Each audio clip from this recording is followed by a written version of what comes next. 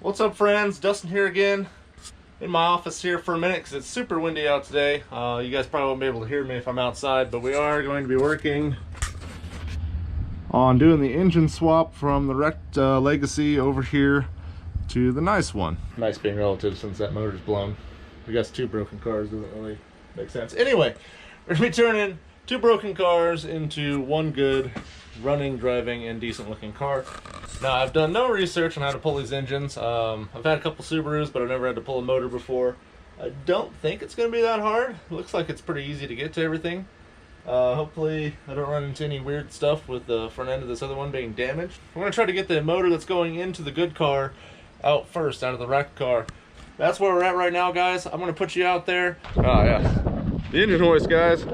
Just grabbed this from my father-in-law. He hasn't used it in years. We had to put a new hydraulic ram on it, but that wasn't too bad. That's all ready to go. Now this motor, it's going to be real easy to get to with everything cut out of the front. I'm going to be able to stand right up in front of it. And we got to disconnect all the lines on both sides. Anyway, so yeah, we're going to get started on that, guys, and enjoy.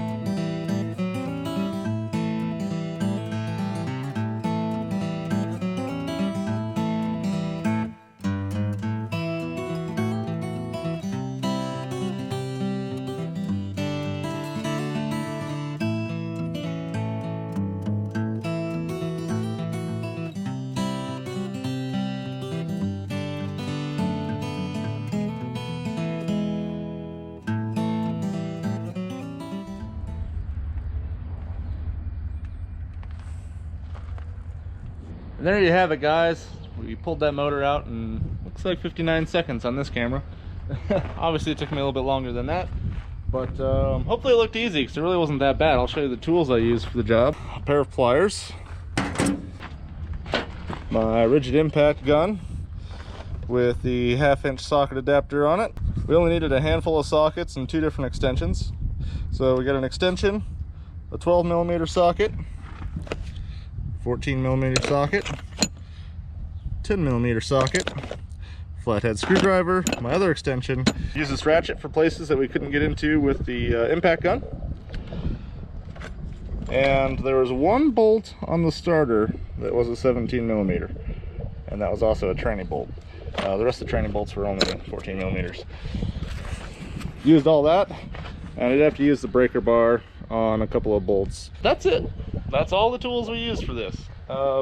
Yeah, I got a huge toolbox inside, and the only thing I pulled out of it was this breaker bar. Everything else is just, you know, junk that I keep underneath the truck seat. And we were able to disconnect everything and pull this engine, with of course the help of our engine hoist over here. But here it is all out, guys. It's a little dirty. Looks like it was breathing a little dirty too, a little gross inside the throttle body. Somebody did a clutch at some point in time. I don't know how good it is, but I don't know. I'm half tempted to just change it while I have it out. But on the other hand, you know, we're trying to keep this as cost effective as possible. So anyway, this engine's out of the wrecked car. You can see the tranny right here, it's just hanging out. So that one's all done and ready. Now we're over here to the car that's not wrecked, that has the blown head gaskets and some other various problems. Everything's a lot cleaner under the hood of this car, and it's also not mangled, so we definitely got to be a little bit more careful not to break anything. So we'll be pulling the whole air intake and air box and stuff off. We're going to be pulling the radiator. The radiator got pretty hot, and I think it melted some plastic on the inside of this thing too, so I think we're probably going to pull the radiator and get a brand new one.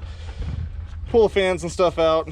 That'll give us access to the front of this, because on this car instead of just yanking everything out, we're going to be taking the accessories off the engine and laying them to the side, because we want to be able to bolt the accessories back onto that motor there.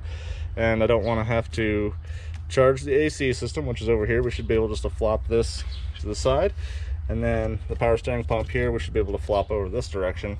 Now that should enable us to get to everything else on the engine, to pull this one out, and then when we drop the new one in, everything will lay back on top of it, bolt back together, and we shouldn't have to drain any power steering fluid or anything like that. So that's the hopes. Let's see if we can do that. When I do get this motor out anyway, I do need to grab the timing cover and stuff off of it, because we are going to be doing replacing the timing cover on that engine. That motor obviously saw an impact in the accident, and we're hoping that everything's okay. We did run for a little bit without leaking anything, so I think it's okay, but you never know. We're gonna check it out real good before we put it in. So anyway, we're gonna get started on this Legacy here.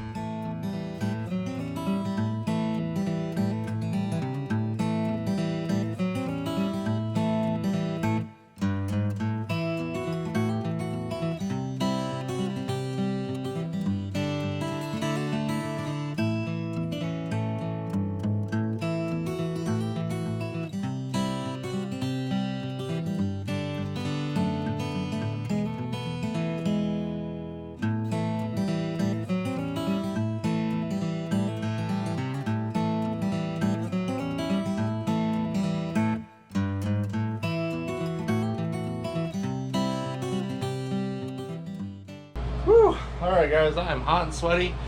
It got real humid out today. As you can see, the sun came out too, so it's warmed up out there for sure. Well, that second engine came out a little harder than the first. Obviously, we're trying to be a little bit more careful than just sawzawing away at everything. But we got her pried out of there.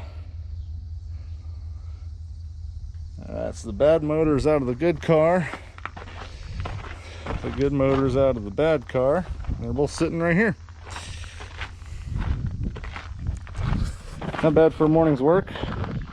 I'm gonna call it a day today. And I gotta order a timing belt kit for the good motor here, and we still gotta pull this timing cover and stuff. So I'll have to get my harmonic balancer puller and stuff. Gotta take the crank pulleys and stuff off these things so we can get to all that stuff. We'll probably just do the water pump and everything too while we got it out. That's the perfect time to do that when you're doing timing belts on these things, and since we're doing the timing belt and it's out of the car, it's going to be super easy. Whew, so that's where we're at with that project, guys. Like I said, I think I got plenty of stuff I got to do this afternoon elsewhere, so all this stuff's all done for now. I'm going to leave those out and lock everything up here. Go ahead and order all those parts I need for the new motor and get ready to swap it back into the other car over there. So here pretty soon we'll have a running and driving car. And we're gonna take apart this thing too. This is the one, at the very least, blown head gaskets. And I pulled the air intake off. Nasty smelling motor oil just poured out of it. So it's in real bad shape, guys. I don't know if that thing's gonna be savable or not. I'm looking forward to getting this engine put back together and in this car right here. So next episode, you guys will see this thing running and driving. Thank you guys so much for watching. Please subscribe and like the videos. Really do appreciate it. And shoot a comment down below if you got any questions. God bless you guys. We'll see you next time.